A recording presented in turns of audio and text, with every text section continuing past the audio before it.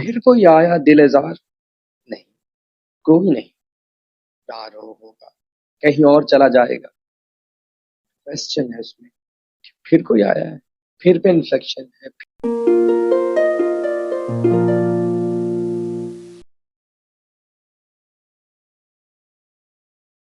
کہ وہ آخری یعنی ساری زندگی ان کی پرنت میں گزری ہے. آپ ریختہ کتنے بڑے بڑے جو ایونٹس ہوتے رہے یا جو بڑے بڑے ان کے مشاعرے تھے، وہاں پر بھی جا کر وہ کیا اب بھی پریکٹس کرتے تھے آخری وقت میں بھی، جب اتنا ان کو آخری تجربہ وقت ہو میں چکا بھی. تھا.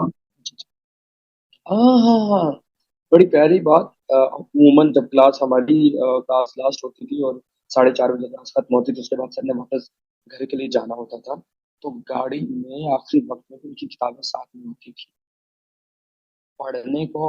میں منظرہ کہتی ہیں کہ جن کی وائف ہے، تو وہ یہی کہتی ہیں کہ ان سے کہا کہ بس کر دو، کتنا پڑھنا ہے آپ نے.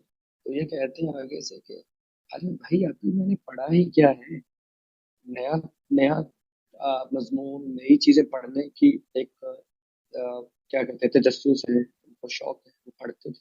اور ہر چیز کو، ہاں وہی آپ نے جو بات کہی، جیسے ہم لوگ کہتے ہیں ارے یار کیا بس تو پڑھوں گا میں تو، مطلب میں فیصل ہوں تو میں 2 بار پڑھوں گا تو میں تو ایسے سنا دوں گا، ایسا نہیں ہوگا.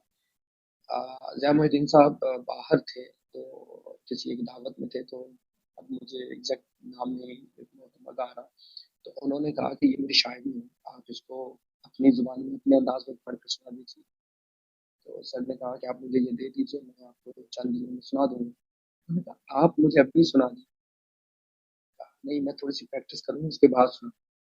انہوں نے کہا نہیں آپ کا انداز اتنا اچھا، میرے لیے تو یہی بہت ہے. یہ کہا کہ ضیاء محی الدین کبھی بغیر پریکٹس کی چیز کو نہیں پڑھے گا.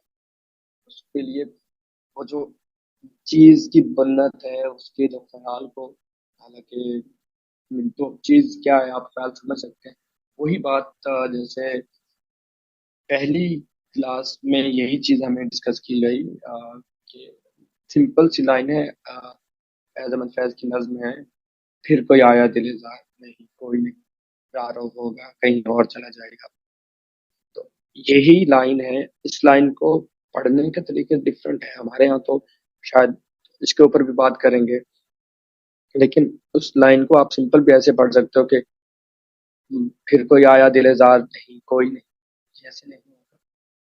پھر کوئی آیا دل زار نہیں، کوئی نہیں، رو ہوگا کہیں اور چلا جائے گا. کوشچن ہے اس میں، پھر کوئی آیا ہے، پھر پہ انفلیکشن ہے، پھر کہیں گے تو مزہ آئے گا. پھر کوئی آیا، پھر دل زار، دل زار مخاطب ہے دل زار سے، پھر ہے نہیں جواب ہے. تو اتنی جو چھوٹی چھوٹی چیزیں ہیں، ان کو نکال کے اس کو پورا ایک تیار کر کے میں ابھی تیار کر رہا تھا سب کی ٹریبیوٹ کے لیے، تو وہی پرچہ جو سر نے پڑھایا ہے، ایک نظم پڑھ کے، پہاڑ اور گلہری. فرسٹ ٹائم تو میرے لیے یہ بھی اچنبے کی چیز میں کہہ کروں کہ میں نے کبھی زندگی میں نہیں پڑھا تھا کہ یہ گلہری ہوتا. ہم نے تو گلہری سنا ہوا تھا. سر نے جب پڑھایا کہ پہاڑ اور گلہری ہوتا ہے، دیکھ کے حیران سن کے کہ یہ کیا ہے، تو پھر یہی احساس ہوا کہ اسی وجہ سے ہی سر جا کے پاس ہم لوگ یہاں سے ہی سیکھا جا سکتا ہے. تو پہاڑ اور گلہری جب انہوں نے بتایا کہ کوئی پہاڑ جو کہتا تھا ایک گلہری سے، آپ کی آواز میں نظر آئے کہ پہاڑ پہاڑ اتنا بڑا ہوتا ہے اور گلہری تو چھوٹی سی ہوتی ہے. اور آپ بات کر رہے تھے پڑھنت کی، کہ پڑھنت میں بھی ایسے کرتے تھے، ان کی زندگی پڑھنت میں گزر گئی. یہ ایک اور بھی عجیب چیز ہے. پچھلے دنوں میں اس کے اوپر بات ہو رہی تھی کہ ہمارے یہاں صرف ڈسپلن کی وجہ، سر ضیاء کے ساتھ، سر ضیاء کیونکہ زیادہ مشہور جو ہیں وہ پاکستان میں تو پڑھنت کے حوالے سے، لیکن صرف اردو کے علاوہ وہ ایک اچھے اداکار بھی تھے. اور میں اس سوال کی طرف بالکل، آؤں گا، بالکل آؤں گا، بالکل آؤں گا. ہاں میں یہاں اس طرف بھی آؤں گا کہ ان کی زندگی کا وہ پہلو کہ وہ ایک میوزک کمپوزر بھی تھے، میں اس پر بھی آتا ہوں. میں یہاں ایک چھوٹی سی بات آپ سے سن کے مجھے سے رہا نہیں گیا. آپ لفظ استعمال کر رہے تھے نظم. تو ہمارے یہاں جی عموماً आमतौर पे हम कहते हैं नज्म सुनाई, नज्म सुनाई, तो ये लफ्ज नज्म नहीं है, नज्म है। ये नज्म है, नज्म। एक छोटा सा मुझे इससे किस्सा याद आया। सरजा से एक तो क्लास की चीजें जो डिस्कस होती हैं, जो सर पढ़ा रहे हैं, वो चीजें आप सुन रहे हो अपने अंदर, उस चीज को उसको कॉपी कर रहे हो, ठीक है, वो आपके अंदर जज्ब आ कर रहा रहे है। हो अपने। लेकिन हाँ, जज्ब कर रहे हैं, लेकिन एक खुद से जो आपके अंदर सवाल उठता है, वो बयान करना मेरे लिए तो बहुत मुश्किल रहा है। क्योंकि मुझे लगता है कि मैं बहुत जब किसी से बात करना वो मुश्किल होती है। लेकिन सरजिया जो सदियों का जिनके पास दहाइयों का जिनके पास तजुर्बा है, और इतना काम कर रखा, उनसे मुखातिब होना एक बड़ा चैलेंज होता था। तो मैंने सर से पूछा कि लफ्ज एक पढ़ा था, उन्होंने एक लफ्ज पढ़ाया कि ढलकना। तो ढलकना पढ़ाया, तो मैंने कहा सर ये ढलकना कहते हैं क्या कहते हैं, ढलकना कहते हैं?